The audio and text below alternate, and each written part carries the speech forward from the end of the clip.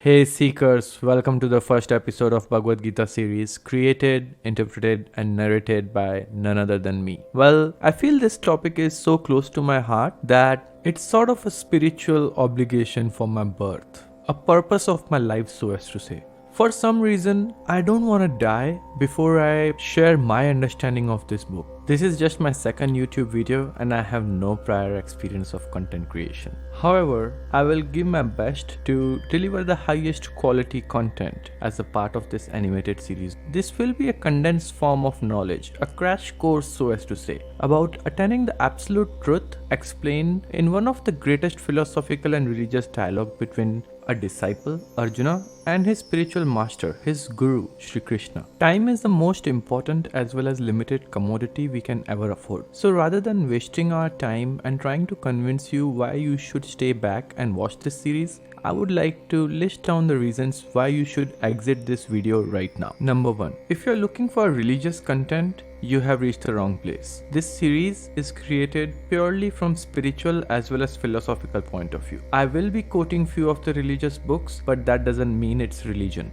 Number 2. If you're looking for a Bhagwad Gita expert, I'm not a guy. I would like to call myself a storyteller, a narrator, so as to say. But I also like to live up to the preachings of this book. Number 3, and the most important one. Well, I'm a self-proclaimed Baba.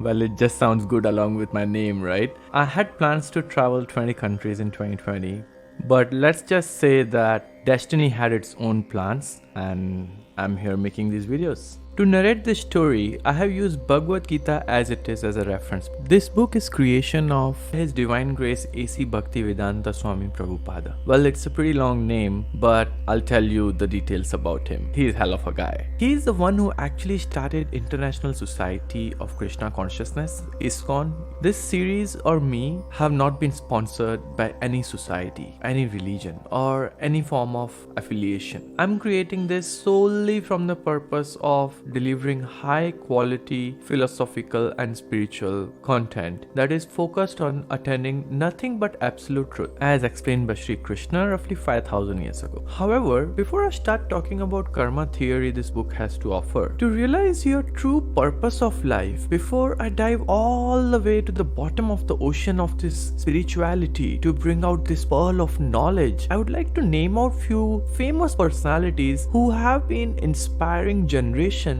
and who have found their true purpose of life when they read Bhagwad Gita. The first name that comes to my mind is Albert Einstein. He is the one who came up with this theory of relativity and challenged the concept of gravity. Such a deep concept, accepted by society for more than 500 years. I guess before that it was what, Isaac Newton? Imagine that level of uncertainty that might be going on in his mind. Like human being in his 20s shaking the pillars of scientific understanding of a universe in the middle of a world war. Next person on the list of my examples is Swami Vivekananda. He was born in 1863 and was a Hindu monk, a chief disciple of 19th century Indian mystic Ramakrishna. So the story goes like this. The Parliament of the World Religion opened on 11 September 1893 at the Art Institute of Chicago as a part of World's Columbian Exposition. On this day, he gave a brief speech representing India and Hinduism. I will talk about it when the time comes right in rest of the series. We got 18 episodes. Next is Mahatma Gandhi, a lawyer turned anti-colonial nationalist, political ethicist who kindled the flare of non-violence in the people of India to lead them against the British rule. Imagine that level of determination you need to stand against the British Empire of 20th century, where sun never set. At the age of 61, he led Dandi March in 1930 for a civil disobedience to walk for 240 miles, 384 kilometers of 24 days, roughly 10 miles a day, just to make a point to the government that they cannot tax the residents of India for salt. Can we have that type of politician now? Next guy who has inspired me is Steve Jobs.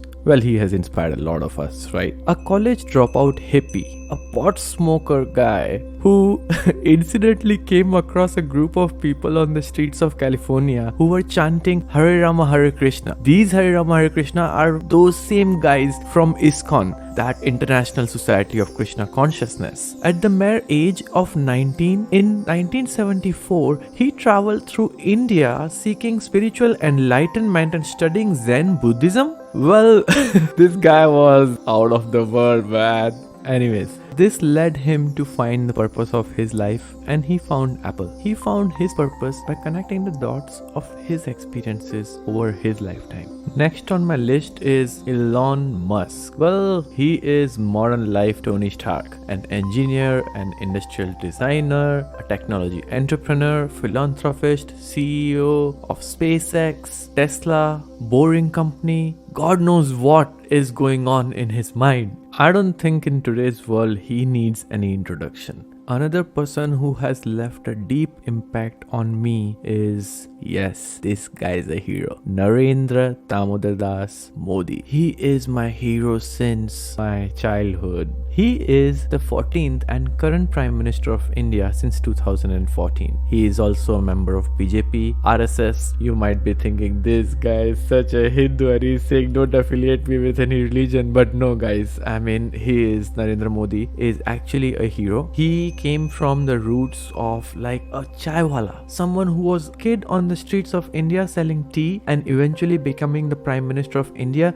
is the true democracy. Anyways, moving on to the last one is A.C. Bhaktivedanta Swami Prabhupada, whose work actually inspired me to take up this project. His spiritual master asked him to spread the message of Bhagwad Gita around the world. So what? He just left India, and in his possession was a suitcase, an umbrella, a supply of dry cereal, about $8 worth of Indian currency, and several books in a box. Actually, several boxes of books. When he sailed to United States in 1965, his trip was not sponsored by any religious organization, nor was he met upon the arrival by a group of loyal followers. He just got on a ship. In fact, on the way to Boston, he had 2 heart attacks already. By traveling through the United States, he was attempting to fulfill the wish of his guru and just fulfilling that message of global missionary Vaishnavism to the Western world. The list can go pretty much very long, but I'll have to stop over here since we have a very limited time for the video. The fundamental and basic commonality between the personalities I mentioned and us is we are made up of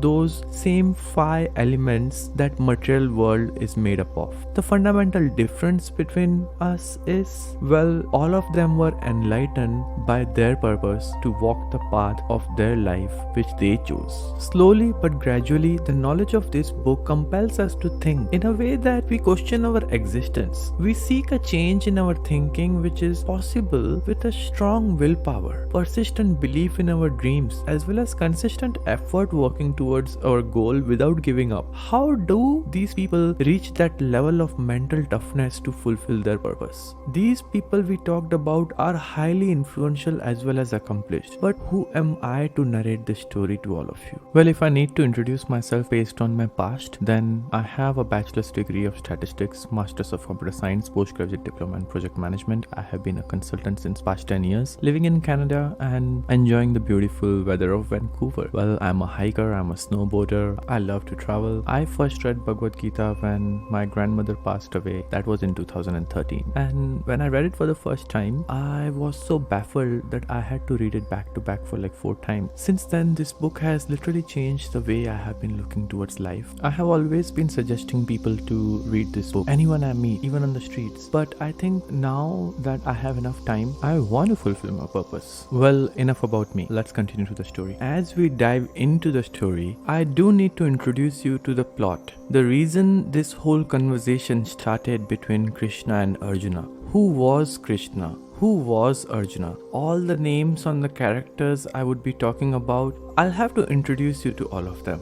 Well, to start with, long time ago there was a king named Bharata from Kuru dynasty who ruled the vast plains of the subcontinent of India. Generations came after generations. Long story short, there was a set of 2 cousins. On one side, there were 100 brothers, an entire remote family of Arjuna, and on the other side, Arjuna and his 4 brothers, along with Krishna. So what Hindu culture believes is Krishna was the human incarnation of the Supreme Personality of Godhead himself, who was descendant on earth and was playing the role of a prince in a contemporary dynasty, as well as a nephew of Pandu's wife Kunti. Now that the plot was ready, the battlefield was ready, but Arjuna was not. Sitting on the chariot and looking at the ocean of army in the battlefield, Arjuna asked Krishna to take his chariot right in the center of both of the fields. Since Krishna was his chariot rider, he thought, let's follow what he's saying, right? So having said that, Krishna drew up the chariot in the middle of the battlefield. Once reached in the middle, Arjuna was able to see everyone clearly. His brothers, his teacher Drona, his grandfather Bhishma, as well as his entire family on one side. Arjuna said, seeing my friends and family present before me in such fighting spirit,